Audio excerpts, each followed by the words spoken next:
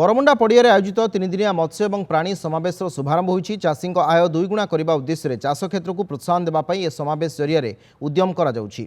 विशेषकर माछ चाष, कुकुड़ा चाष, गोपालन चाष आड़क लोके किभली आकर्षित हेबे, चाषी सहित कृषि उद्योगी होई पारिबे, एथिपाई सरकार योजना, वैषयिक सहायता, नुआ नुआ टेक्नोलोजी सहायता, महिला चाषी अधिक सब्सिडी व्यवस्था बाबद में समावेश विस्तृत तथ्य दि जाइछि।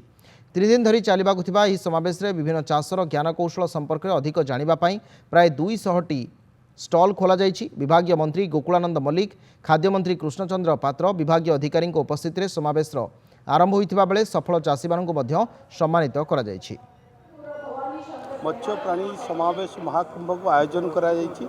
एथिरे मुख्य लक्ष्य रहुछि ग्रामांचलर युवक युवती मानकर, ग्रामांचलर कृषक मानकर अर्थनैतिक विकास अभिवृद्धि क्षेत्र में मत्स्य प्राणी पालन एवं आपण दुग्ध उत्पादन, ये अंडा उत्पादन करने, दुग्ध उत्पादन करने समस्त भित्ति रही। यही भित्ति को सजाड़ा जाउछि। आगामी दिन में ओडिशा आउ आत्मनिर्भर हम एवं अंडा दुग्ध माछ उत्पादन में स्वावलंबी। जहाँ खर्च होची 75% सरकार हमको सहायता दउछन। हिसाब करिवो एबे तो गाई आछि, हिसाब करके हबो बोली आशा करछु। आगुरु एक्चुअली मोर गाई फार्म थिला, मोर गाई फार्म रे ये थिला, तापर गोहाटा हमको गवर्नमेंट साहाय्य करछु।